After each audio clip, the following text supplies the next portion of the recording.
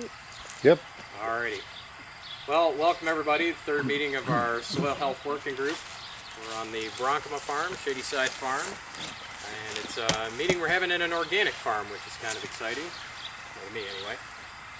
I've really been very pleased. I took a few years off between my various stints in agriculture, and between the first one when I was running with mostly organic guys and the second one, a whole lot of the stuff the organic community was doing kind of bled into the more mainstream agriculture community.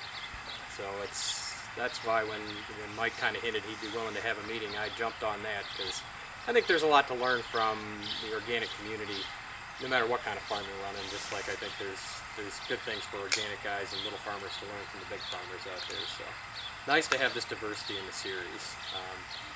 We're going to start off with we're going to do the format like we've been doing as it's developed. I call this first part 20 questions. And it probably is more questions than that, but I decided to give all you guys the questions I was going to ask this time too, just for giggles. So anyway, tell me about your operation. Soils, the crops, the livestock you raise. How much history do you want on this one? Well, and maybe we can bleed into why you switched to why you switched to organic, and work that in there in the history. How's that? Okay. Well, '92 we actually picked up the farm. This farm here directly. My father-in-law that's here with us actually lived across the street, had 40 acres. The farmer that was here retired, offered us the farm. I ended up buying it as a chicken farm. We raised starter pullets here. At that time it was 24,000 in a flat deck system, kind of a little bit ancient. We worked with it. It got us going in '92.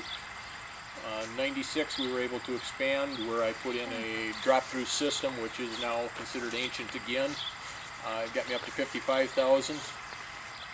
It allowed me to stay home and I could farm full-time. During that time we farmed conventionally. I raised my family here. One of the first switches we made out of there was away from anhydrous ammonia.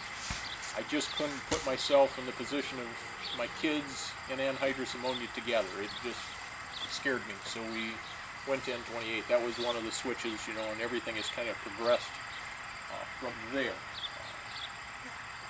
Have I answered some of the questions? What other questions do you have in there? Why'd you go organic? Why did we go organic? Oh boy, that goes on to what we were doing. So as I put in more chickens, we got 55,000. Now I was up to 79, 80,000 birds. Manure all of a sudden became an issue for me. What do I do with this manure? I have 100, and with my father-in-law we have 150 acres under cultivation. Doing the math on that, I needed over 450 acres just to spread the manure out on a yearly basis, spread my phosphorus levels down to an acceptable level. And my 100 acres that we had here were all at the maximum level of 300 pounds or above. Most of them were way above, so we had to cut that out.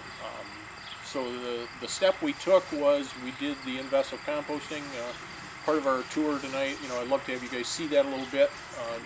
It's my manure handling system now. We compost the manure. The only reason I did that is so that I can move the manure off the farm, and I could move it to a city person and they won't say anything. It didn't stink anymore. I still looked at it as a little bit of a waste, and it wasn't really a waste. It became a value-added product then. Now we talk at it totally different. This is compost. This is my farm. Is the compost. The chickens are a benefit. The compost actually is where I do a lot more work than what I do in the chickens. That step made that step.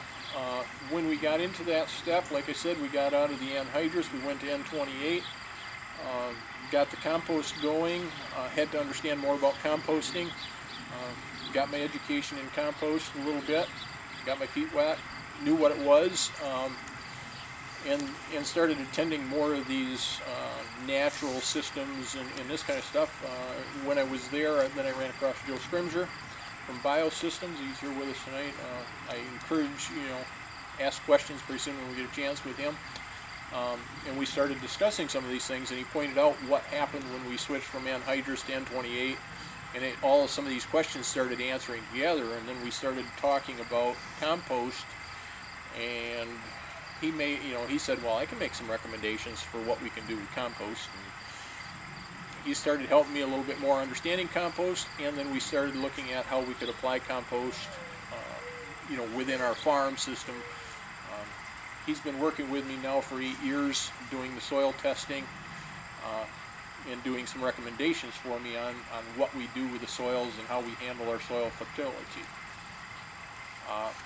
In that process, we went from, way conventional to a biological system, where we were looking at the biology in the soil and how that affected growth, and we were trying to work with that. At that time then, we weren't really looking at organics, but we were seeing what the benefits of the compost were, and the compost were starting to do, some things on the soils that we were happy with. DeKalb then decided to make the switch. I was using them, DeKalb Asgrow, for soybean seed, and they decided to go with the stacked traits on their stuff, and I really didn't want to go that route.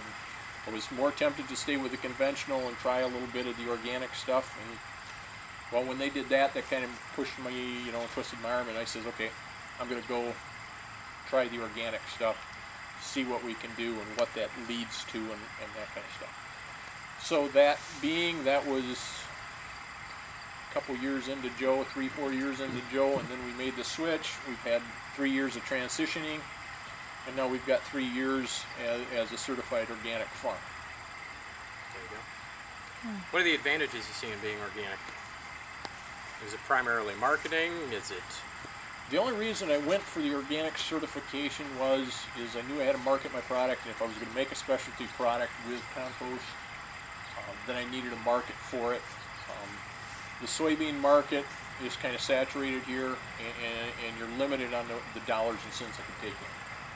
So I just kind of says, I'm ready to, quit playing. I tried to play big boys, but I don't have the equipment to play the big stuff, so I just kind of said, okay, what's my option? So the organics fell in.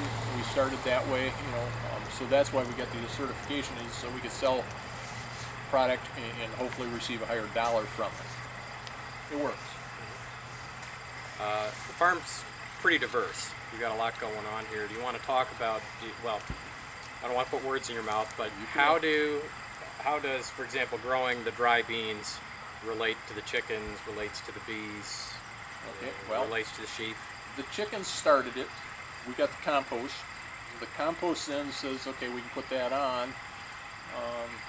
As we got the compost on, we could see benefits from that, but we needed to diversify our farm, because in organic you're going to have a rotation. You're going to need 4 or 5 year rotation, so you're never planting the same thing, but you're also increasing your soil biology. You start understanding some of that, and you say, okay, now I understand crop rotation a little bit better. I don't understand it totally yet. So that's where the crop rotation came in. During that time then, my flat deck chicken coop reached its end of its life where I couldn't justify it anymore. We were diversifying. The sheep came in, so we went to sheep. The sheep have filled another niche. It has broadened our income. Instead of having the paychecks on every 5 months with the chickens, we now get a slow, steady income that just kind of trickles in and has leveled off a little bit of that variable income that we had. As we inputted the sheep into there, in working with Joe, we did rotational grazing. The rotational grazing now has progressed to the point where we're able to take out some of the pastures and we're able to put those back into crop productions. That then has showed me some differences as we do the crop farming on those soils versus the ones that we've been following the organic practices, and I'm seeing differences out there in the way that soil reacts. Like Bob told us last week, I can see where my manure goes and where that does, and I can see the difference where my sheep graze and where the sheep don't graze. So those things are what are making my differences, as to where you make those changes. We talked at our other meetings about no-till, conservation tillage, not disturbing that deep root zone. Now, in an organic system, you certainly have a lot of tillage trips. I'm curious about, you know, how you view tillage. How deep are you doing your tillage? And maybe you could talk a little bit, as long as you're at it, about, you know, mechanical weed control and what you've got to do to control weeds in your row crops out here. I'm learning. You're learning. I'm learning. I know everything is changing as we've done it. I use a chisel plow. We use a twisted shank, seven bottom, and we used to just throw the soil around. As we're changing this stuff up, and I am learning. You know, I learned a ton again this year, because now we went from a dry, you know, a nice wet spring to a dry spring. We're finally getting into that rotation where we're getting to that 4th year, 5th year of rotation in some of these fields, and I can start to see the difference, and that's changing the whole way we do the tillage stuff. The chisel plow doesn't get used as often. It does different areas. I have to revert back to Joe when I do some of this stuff, because I don't know. I'm a first generation farmer. I don't have no. I got a father-in-law that did a little bit of farming, but was also a school teacher, so he didn't, you know, keep track of all that farming history he had. So I got to go looking for the information. So we've been adding in different pieces of equipment. We added in an offset disc 3 years ago. We do have the old moldboard plow. It's used on limited basis, you know, and very seldom. We did 5 acres this year. That 5 acres, you know, looking at it now, I wish they wouldn't even touched it with the plow. It didn't help me a bit. I got my seed in the ground, but that's as far as it went. The soil had been dried out. But with the offset disc, we're not going overly deep. Yeah, the first time I tried it, I didn't know what I was doing. Yeah, we set the thing deep, and I mean it plowed, but no, it didn't turn the ground the way I wanted it. Went back to Joe, asked the questions. Joe says, no, just turn just a little bit, turn it over. Next time you go over it, it'll be just a little bit deeper, and it'll move it around, and that'll help you control your weeds. You get that biology working in that surface, and as we talk about organics, that biology that's in that top 2-3 inches is critical to us controlling our weeds, you know, and making everything work. So if we don't have to add into that weed seed bank, you know, by doing that deep tillage and pulling something up from the bottom that's been hiding there for years on us, right, we keep it down. Well, maybe we'll talk about weed control when we actually go look at the equipment. Okay. We'll kind of save that one for later here. Talked about that. We had visited a couple of days ago in preparation for the meeting and kind of looking at the corn. And you had indicated that you kill a little corn out here with the cultivator sometimes. I'm curious, maybe you could share with our folks your thoughts on this whole precision agriculture thing, and whether or not any of that kind of stuff makes sense for, you know, guys with a 4-row planter. I wish I had some of it. That precision stuff, you know, when you're cultivating and that kind of stuff, would really make it nice, you know, to be able to hit the same row and all that stuff. And precision, yes, would help greatly. It's technology out there that I appreciate. I just don't have the finances to justify it right here, you know, that I could do it. Yeah, it's great stuff. Gives me one more opportunity out there. So as long as Moore's Law keeps going, then the technology keeps getting cheaper and cheaper and cheaper. Someday you guys someday we'll be able to get there. All right, we'll work on that. Certainly we have some weeds. We pulled some examples out of some of these nice big weeds you got there. Do you feel like in an organic system with a healthy soil that you're at the point where you can tolerate substantially more weeds than a conventional guy does, or is this more a matter of there's only so many hours in the day, there's only so much that it pays to go out there and pull weeds and field corn? So field corn is a different animal too again. You're going to have some weeds, and it's a proven fact. We're going to have weeds.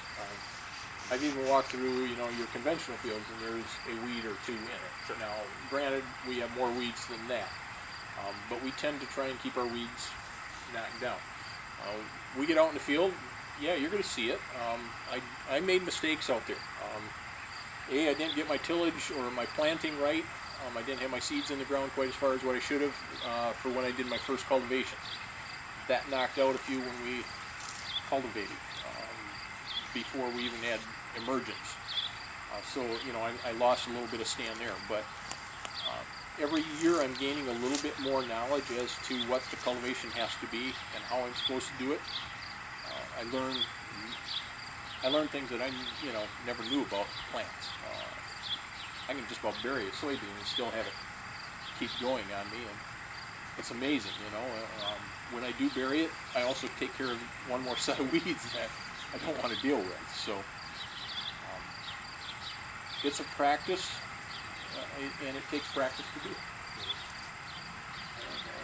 Yeah, this farming thing's a lot harder than it looks on TV, isn't it? Oh, it's so easy to look, you know, look at the neighbor and say, oh, yeah, I wish I could do that too. Yeah, yeah. If only organic let you have a quart of glyphosate every year. No, there is reason not to use this. Yeah? Yes, and we're not going to go into that. Okay. That's a whole nother dynamic stuff that creates issues. And you guys can laugh. I got accidentally sprayed last year. I had 5 acres of alfalfa first year planted. Had a beautiful stand of alfalfa. They came in, you know, I planted it in the fall. They came in the spring and they went, oh well, it's all done. Till it out. We're going to go back. We went back to hay. I figured I had a clean stand to work with. Put it back in. The soil did not treat me the same the second time through. The alfalfa stand is spotty. It's going to take a little bit of work to get it back coming around to it. I don't know about a toxicity to me. I can't, you know, I can't put my finger on it, but I can tell you there's something happened there in the soils that disturbed it. Okay. Do you use cover crops? Love to. Every year I see a little bit more, and as I organically farm, I'm finding I should be using them. I haven't been able to do enough of it. I've tried cover crops a couple times. My problem is I used to be a corn and soybean grower, and you always were pushed to use that long day corn. The long day corn came off late enough to where we were getting to bud season, and it was too late to put something back in to, put the cover crop on. Soybeans were in the same boat. They came off, and it seemed like we were right on the edge of mud, and I wasn't ready to go back in and mud something in the ground to put a cover crop on. And now you say wheat fields or oat fields that I have, generally they're planted that way, and then the next crop in is going to be a hay crop for me, so I don't get a cover crop on those other than hay. But hay does another thing for me, that's another weed control for me in my whole process. So that's kind of a long-term soil builder and a way to kill off perennial weeds, or at least lighten them up. You can call it long-term, but long-term it isn't, because when we plant it, what we're trying to do is prepare the soil for the next crop. Every crop prepares for the next one, basically. So for us, it's the hay crop. The hay crop is now, I'm debating some changes in it, but it's been alfalfa with a grass mix. That leads into corn to beans, and then beans into a small grain, and then we'll go back into hay. 2 years of hay? 2 years of hay. Okay. And the reason we've gone to 2 years of hay is when it's alfalfa, your alfalfa basically puts the nutrients in your nitrogen levels, if I got this right, correct me if I'm wrong, kind of hit that plateau level at the end of 2 years. And your third year, you don't see any benefit to the nitrogen cycle anymore, so if you take it back out and go into corn, it provides your corn the nitrogen it needs to move on. Yeah, I have found that pretty typical of a lot of organic guys. Fairly short rotation, fairly short hay period. I don't know if that's your experience, Joe. Yeah, it would be 2 to 4. He's on the short side, but for his rotation. 4 years if you got dairy cattle, and 2 years if you got anything else. Big animals. Yeah. We talked a little bit about the amount of amount of nitrogen you put on your corn when you're going in.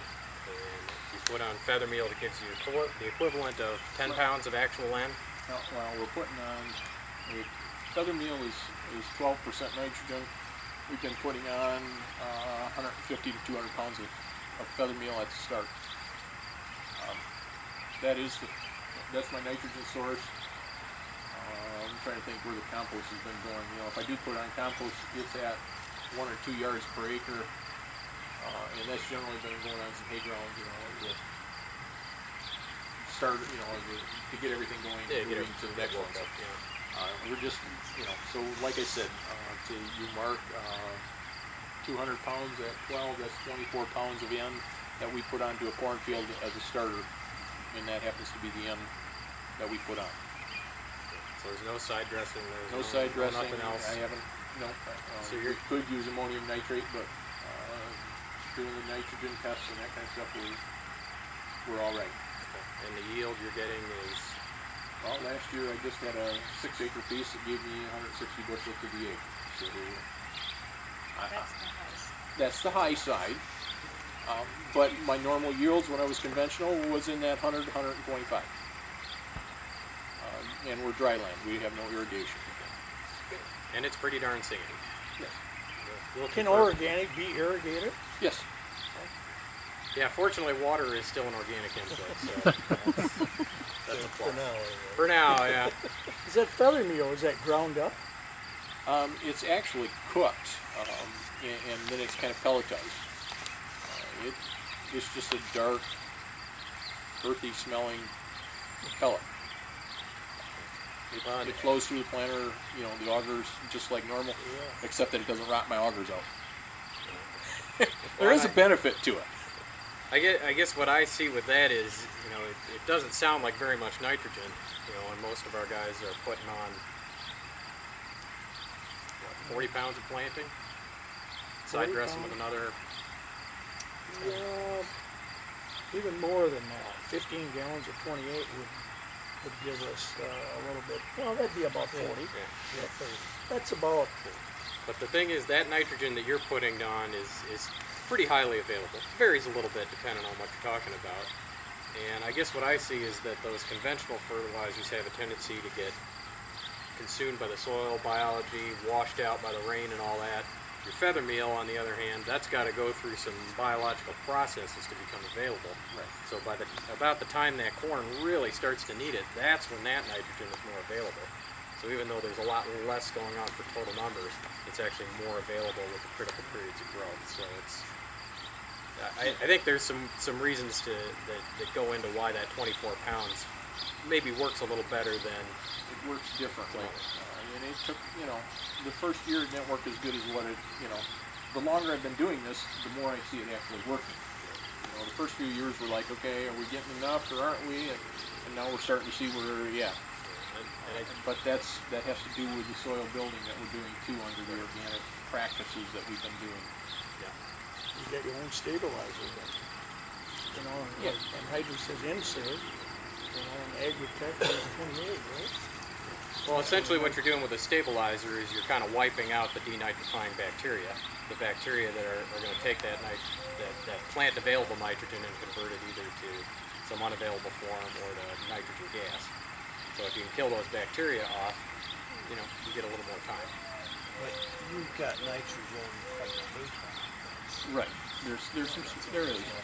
Yeah. Well, there's a healthy credit there, and I think there's certainly the capacity of the soil to make a certain level of nitrogen. And you know, one of the things that I encourage you guys to do is you start studying up on, you know, what's going on in the soil. You know, there's a high potential there to generate nitrogen and actually to liberate other nutrients from the soil if the soil biology is there, if we're treating it right. So, and I think that's a great example of how that works, is how you grow corn. We also talked about how your corn seems to be hanging on better than some of your neighbors. We've got a neighbor over here with a lot of anhydrous.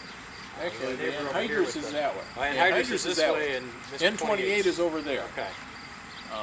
And you thought you won the race to... Well, as a workhorse, my corn was hanging on.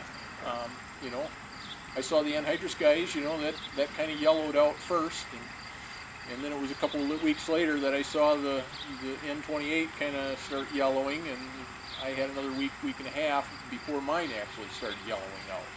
So I did see some, you know, things that I've been doing, you know, and you know, but like I said, I'm paying attention to my neighbors. If you guys got time tonight, you know, I would love to, you know, do a little longer tour, you know, other than the hole, where we go out, you know, I can hook up a hay wagon and we can take a ride out to the back of the field where we can actually see my beans. Granted, mine are dry edible beans, and we can look at the neighbors right behind me where he's got soybeans. And we can just see some of the, you know, the inconsistencies between the two, you know, even though they're different. I would be willing to take you out, you know, for a ride, and we can look at my corn, you know, and we got a filter strip in between, but my corn, their corn, you know, we could walk out here too, you know. The N28 looks pretty nice right now. You know, I'm willing, you know, I've done that, you know, to my neighbors, and they're willing to work around us, you know. They don't know you're in there too much, and just look at one little ear or something. That's right. You're getting it from rotation though too. You know? Right, rotation. Corn soybean guy don't have that tendency to go back to alfalfa. Yeah. And there's mechanical elevators too, that affects the moisture. That affects moisture. And it's... The old timers, before these days, used to talk about when it rains, you gotta get in there and loosen that topsoil. Break that so it doesn't whip the moisture up. What's my next one? Oh, because you there's wanna some get things ready? there's some things that are going on in my mind, and I'm going, okay, you know, we're talking about some of this stuff, and I'm going, okay, all right. You're welcome to talk about whatever whatever comes to mind, and you all are certainly welcome to ask questions too. It doesn't all have to be me up here. I went to, you know, Zealand Farm Services put on their weed tour. I got to go to MSU's, you know, weed tour, non-GMO, conventional bean weed tour. And we got out there, and here they got all these beautiful plots out there, all laid out. And they say, okay, we got, you know, we did this, this, and this. And their pre-emerge that they put on had absolutely no control. And, you know, and it's like, yeah, okay. Well, I remember back to my days of, you know, conventional farming, and one of the things you were supposed to do if you had that, and you didn't get rain right away, is, okay, you go in with some mechanical tillage, and just do that surface tillage to take care of weeds. So I asked the lady that was in charge, I says, did you do any mechanical tillage? She says, no. We don't know how to do that anymore. No farmer has any of that equipment. I said, it just kind of hurt me, because all of a sudden, you know, here was one of these practices that I'm doing, you know, and I'm saying, okay, that would have taken care of maybe some of your weeds, you know, in your conventional tillage, you know, and still might have had a little bit of, you know, assistance from your pre-emerge, you know, and then these guys had to go and put on the post-emerge, and whew, that looked expensive to me. So that's my only comment. You know, I'm not trying to fault you guys. I'm just saying, oh, that hurt when I could see those dollars rolling out. That's why we went to Roundup beans. One shot, you're done. Sometimes. Not sometimes. necessarily. My richest grip was. One Yeah. shot, and you're probably done. Let's see what's the big shot. It's been tough, because if you spray on a field really too hot, you don't get the control. No. Oh, you've been doing some balancing of the cations, it looks like, with Joe, and I guess I know you well enough to know you're probably on board with balancing your primary cations anyway. Have you noticed, I mean, well, number one, did you do that stuff when you were a conventional guy? Yeah. I know. He's the one that's going to have to answer that question, because I just follow his recommendations. You know? Sure. And this is my only thing, guys. You know, I could go to Green Valley and then give me recommendations. I chose Joe to work with, and what I appreciate about Joe is Joe has no affiliation with the fertilizer company. So his recommendations come through with, here's your options, you choose the best, this is my recommendation, because this will give you long-term effect versus short-term effect. And that's, you know, when we get into the cation ion exchange, that's where that comes into play. Mm-hmm. I'm going to follow the long-term, because, you know, as an organic farmer, I'm looking long-term. I'm not trying to look tomorrow, I'm going to look long-term. Well, I certainly, you know, I'm on board with cation balancing. You know, especially for those of you with a little heavier soil, I think it makes a huge difference. On a lighter soil like we've got here, where maybe we're not going to pick up some of those structure advantages that you would on a heavier soil, what are the advantages you see here as a consultant? I may throw out some base saturation numbers for calcium, magnesium, potassium. In Mike's case, you know, with all your soil, the lower organic matter, first we tried to make sure we get the calcium up. And so he was probably coming out of a system where he was maybe more 65%, and we went up to say 75%. In doing that, and then, you know, first doing it biologically, I see the note here, possibly a little low on magnesium. This Sandy, and we do try to get a little K-mag in that in.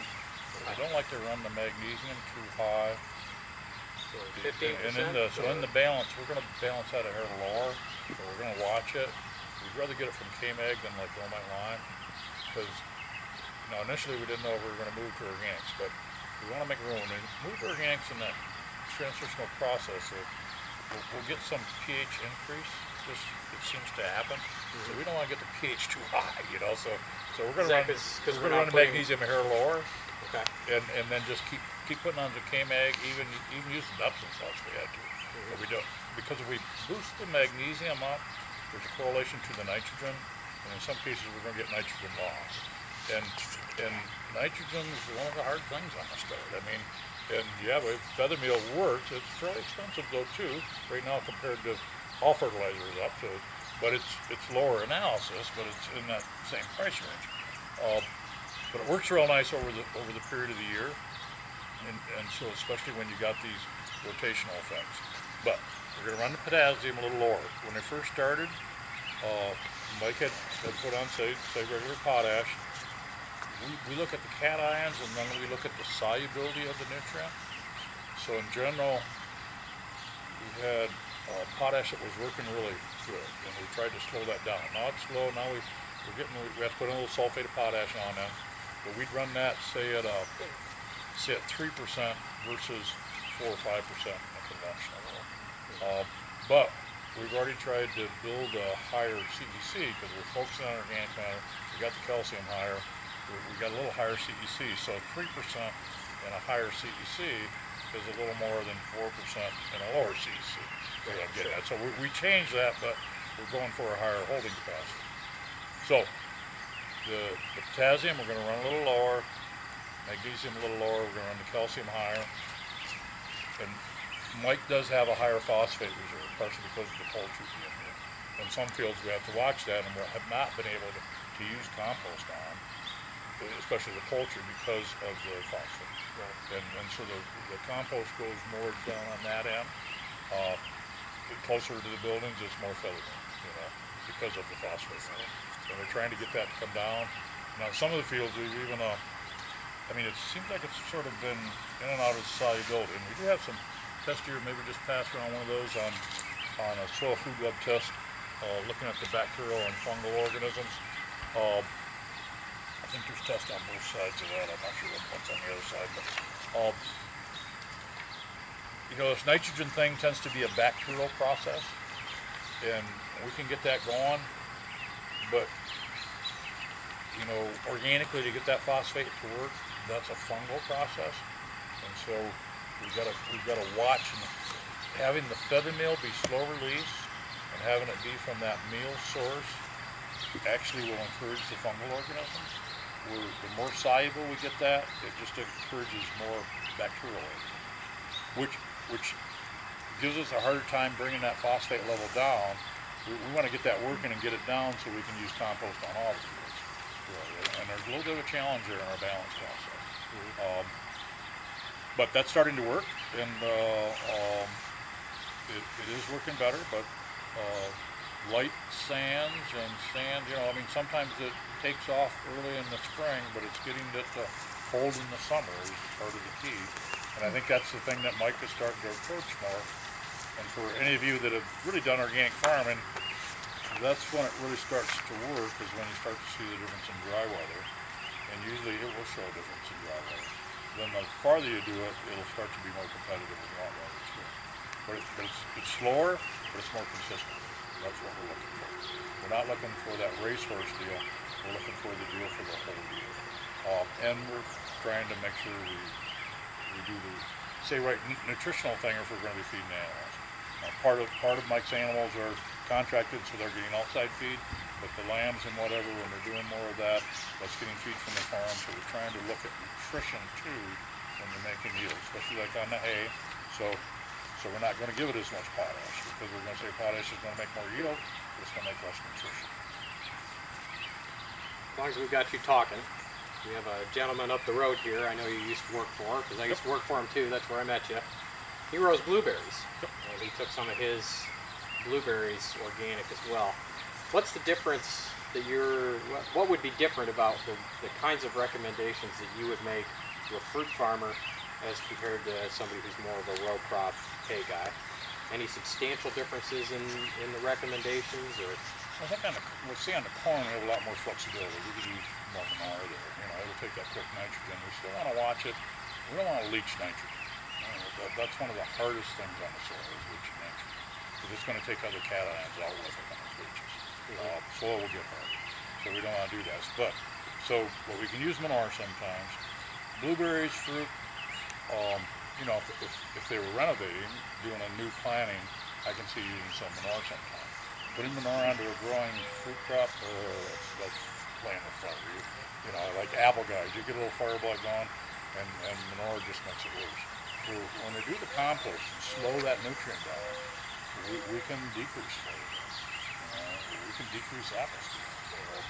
In the blueberries, what we found, basically, you know, Mike's sitting down here, and Wayne's down there, and Wayne was sort of told he couldn't use any compost on the blueberries because it was going to raise the pH. Well, you could do that, but it'll take a whole bunch to do that. Even though, you know, especially the poultry has a certain amount of calcium in it. But the pH is low enough in the blueberries, finds it really doesn't affect it much. And they've responded very well to that. Now Wayne always gives me, I mean, how many guys know Wayne? I mean, I like Wayne, but Wayne would say, man, we got these blueberries, they're racehorses, they're like corn, we got to feed them. Okay, we'll do that, but it's like, we'd like to keep it more consistent over time. But he put a lot of poultry on, and it will make yield. And it didn't boost the pH up. And the biology got better, but the key to get the quality and the pest resistance is to not overdo those bacteria. Initially, you got to get the bacteria up. That gets that system working. That gets them digesting. But if you get it going too fast, then you're sort of feeding too much nitrogen. And you'll get some disease problems. Where if you get it up, stabilize it, keep it there, and then build that fungal deal, that's where you really get the staying power and the drought resistance. And I'm saying, that's what Mike's starting to see.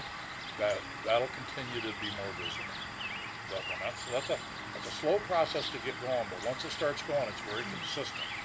It's not something that you lose. It's something you just keep building. So with the fruit, it actually, we've worked with cherries, blueberries, worked with cranberries some too. That was the first time on cranberries. Quite a few apples, pears, peaches. I also get into Ontario. But the process works really well with fruit, and things like fire blight and apple scab, mites, those are really, you can really affect them with changing the fertilizer, normal slow release, getting the calcium up. You know, the codling moth, the plumbaculio, it takes more time, but you know, one of the things they're finding, one of the speakers, there was another program up north today, so this Matt Greasip talked about a program over in Flint, in one of the apple orchards, where they're putting pigs in the orchard to clean up the drops. And it literally made a 30-40% difference in the plumbaculio the first year. And now they're getting on in where they've made a couple different 30 to 40% differences. And all the plumbaculio is getting down very manageable, you know, where they can do it if they're going to get any pesticides.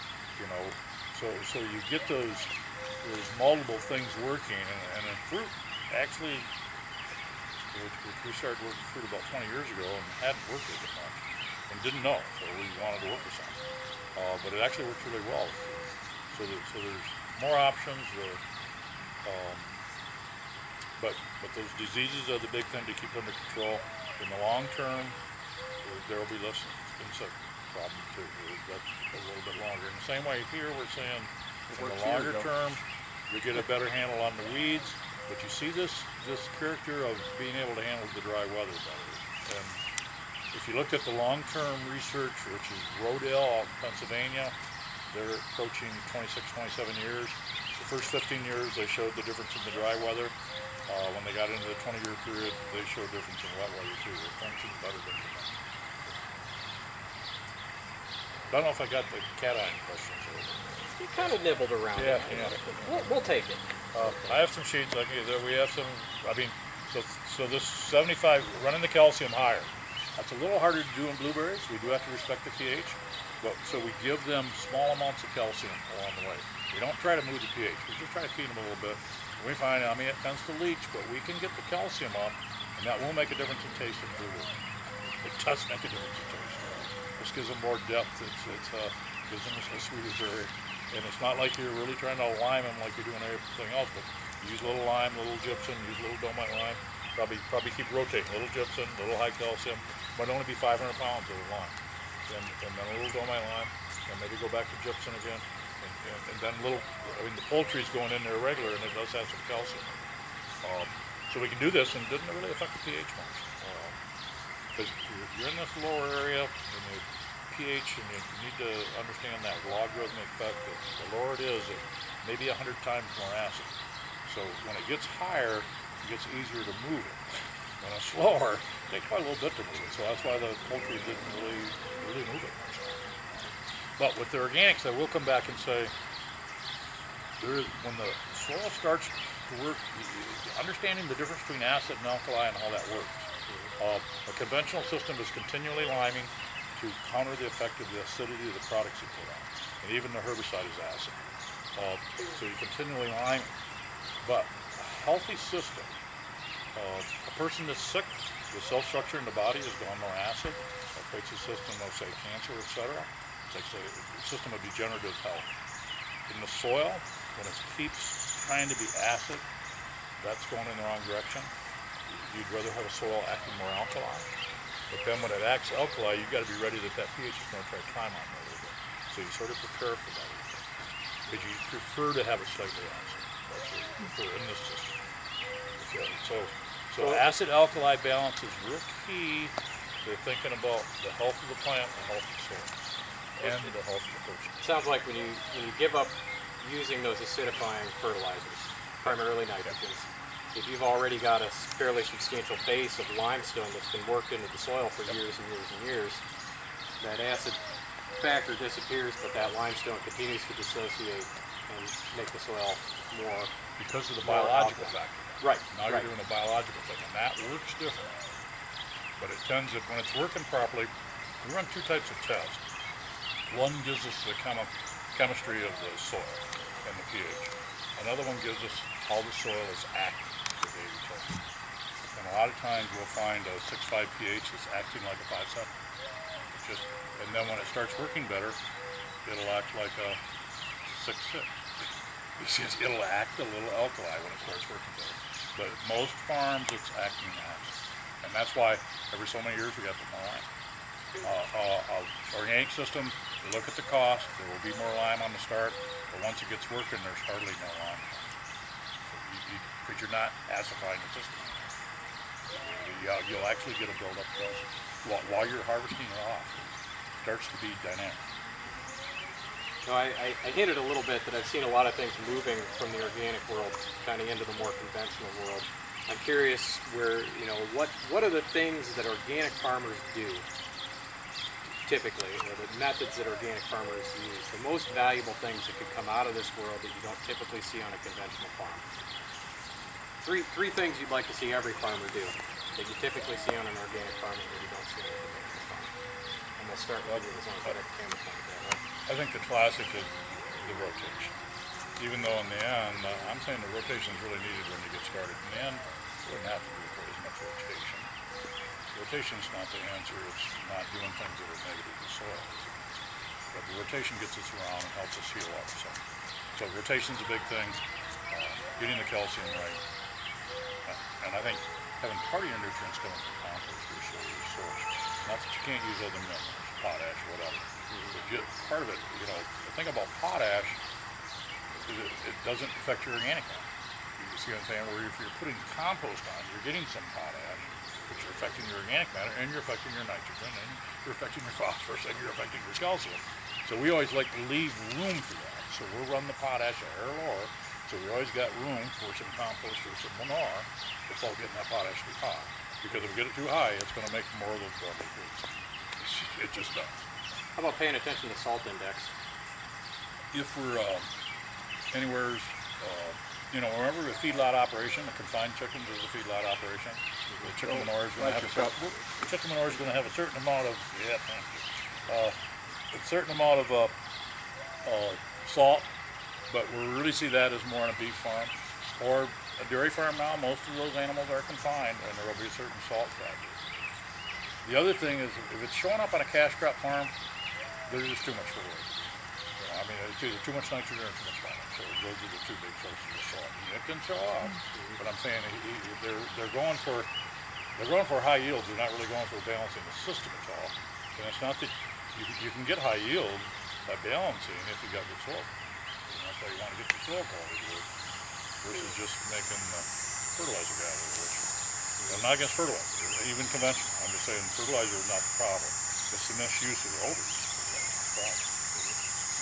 What do you think about tillage? Talking to conventional. Surface tillage, I have some guys doing no-till. I just want to get the fertility right before we go to no-till. Make sure we got the really good profile working. I'd rather think working lime in and that kind of that.